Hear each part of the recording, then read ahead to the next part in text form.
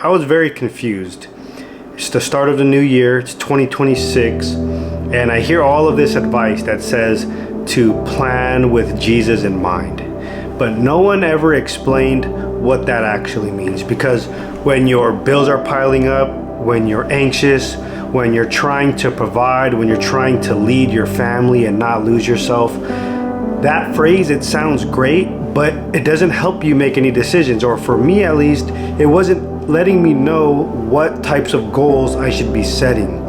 So today I want to explain what I think and what I believe planning with Jesus actually looks like. How to tell if a goal is selfish or aligned, and how to plan your life in a way that brings more peace and not more pressure. My name is Joseph Mena. I like to post health, fitness content and some scripture-based content as well. If you're new to the channel, please subscribe, and thanks for watching. So that phrase, planning with Jesus, for me, it always felt empty. And here's an honest reason why I think other people also struggle with this, because most Christian advice around goals is too vague. It's very abstract. It sounds spiritual, but there's not much actionable steps that are given to follow it up. And when things aren't going so well, if things aren't working in your life, vague answers, they just don't cut it. You don't need theory. What you need, what you want, what I wanted was more clarity. So let's start by clearing up what this does mean and what it doesn't mean. What planning with Jesus does not mean, it doesn't mean you stop setting goals. It doesn't mean you wait for signs, you wait for feelings. It doesn't mean you need to only pursue spiritual things. You don't ignore money. You don't put your ambition, your fitness goals, or your responsibility to the side. Because in the Bible, Jesus never taught us to be passive. What he was teaching was alignment. He didn't say do nothing and just pray. He said be faithful, be disciplined, and be responsible. So let's define this a little bit more. Let's go into depth. The simplest and the clearest definition that I can come up with is planning with Jesus means choosing goals that shape you into something God can trust you more with. Not what do I want, but who will this goal, or what will this goal make me become? I believe that's a very important question to ask. Who will I become while I chase this goal? Who will I become if I obtain this goal? Let's be honest. Goals seem very selfish. So for me, I would always get stuck there. And I used to think that if this goal benefits me, isn't it selfish? But now I believe a goal isn't always selfish just because it benefits you. A goal can become misaligned, however, when it feeds your ego over your character, when it costs you your peace, your integrity, or the presence you have with your family, if it makes your life harder and not more humbled. See, Jesus, again, he's not anti-success, he's anti-misalignment. If you think about it, money is neutral, fitness is neutral, your career is neutral. What matters is what it does to your soul. So here we're gonna get a little more practical, because before you pursue any goal, you can run it through these 4 filters. So if it passes all 4, then most likely it's an aligned goal. So again, the reason why I'm making this video is because I never knew how to set goals that were aligned with biblical principles. So let's run through it. Filter number 1, your character. You have to ask yourself, does this goal require me to grow in discipline, to be more honest, to be more patient? Is it going to give me more responsibility and more humility? Sorry about that.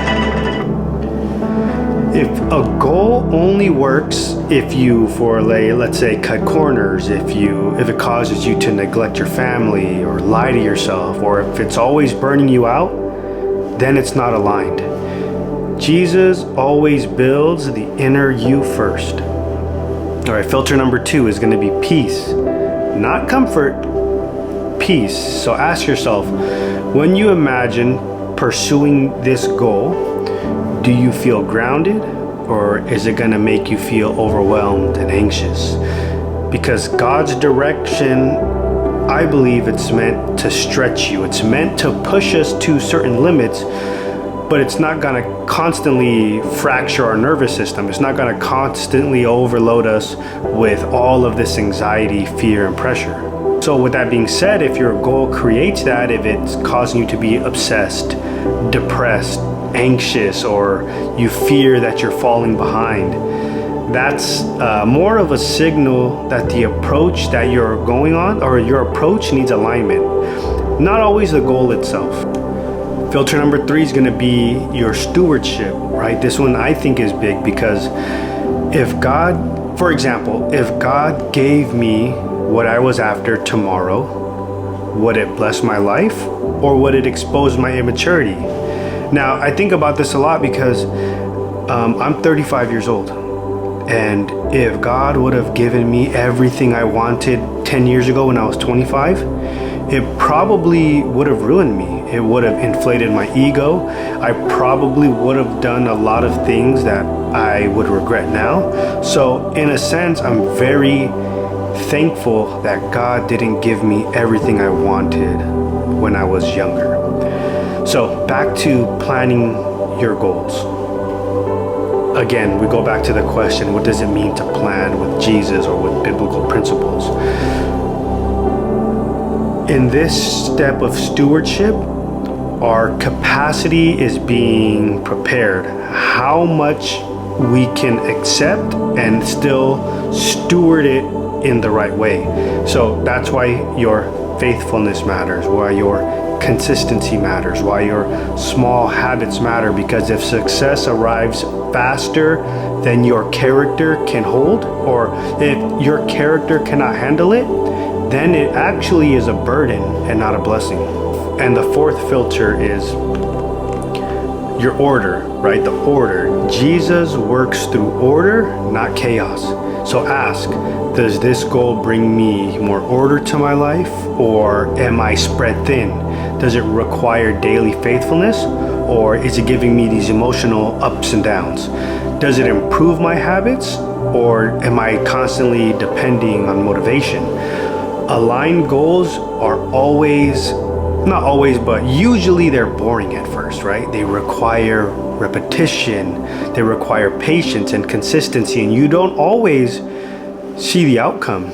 It's like weight loss. For the first 2 weeks to a month, when you jump on a program, you're not going to see the muscles coming through. You're not going to see the stomach flattening up, right? It's a process, and it requires consistency. And that alone is biblical, because even though it's not exciting, it's part of the process. So those are the 4 filters, right? And here's a simple framework that you can use yearly, monthly, quarterly, however it benefits you the most. Start with the identity, right? Instead of I want more money, ask what kind of man, what kind of person is God forming me into right now? For example, right, instead of I want more money, it's am I going to become a more stable provider? Is it going to help me become more disciplined as a man? Am I a more present husband or father?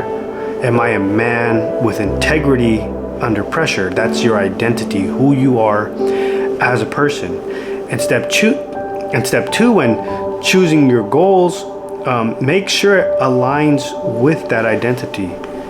So for example, if you have fitness goals, it supports discipline and stewardship. If it's income goals, make sure it supports your provision, how you provide, and your peace. And if it's a career shift, or if you're going after a new career, or even if you're in a current career, is it supporting your responsibility? And if the goal doesn't serve who you're becoming, then it's probably misaligned. Now, step 3, obedience over outcomes. Again, we touched on this a little bit earlier. This is where the surrender actually happens. You have to commit to the inputs, to the daily habits, to the consistency, to the learning, to the honesty, to showing up. And you surrender the timeline and the results. That's hard for me. That's really hard for me because I am a father of 3. I'm a husband. And, there are times when I want things to speed up. I feel like I need things to happen faster. But when I start to get into that mindset is when things all of a sudden seem to go into chaos, right? So we have to surrender. We have to trust God's timing and not our own. So that doesn't mean we don't do anything. That means we continuously do our part without panicking. I hope some of that helps.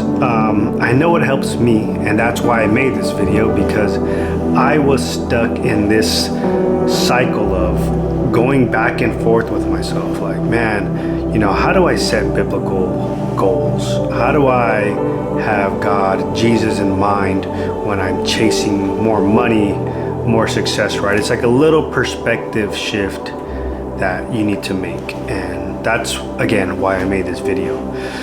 So if you're anxious, if you're overwhelmed, or if you're under pressure right now, just listen to this. God may be more focused on stabilizing you than accelerating your life.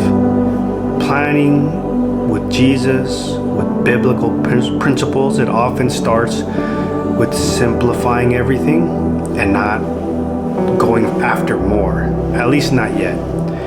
And faithfulness, it comes before clarity. So while you're in the storm, while we're in the storm, we have to be more faithful.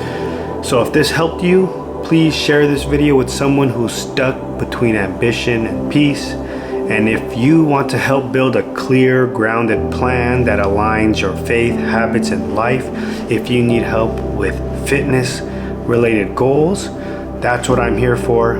Thank you for watching. Remember, you're not behind, you're being transformed. Thanks for watching.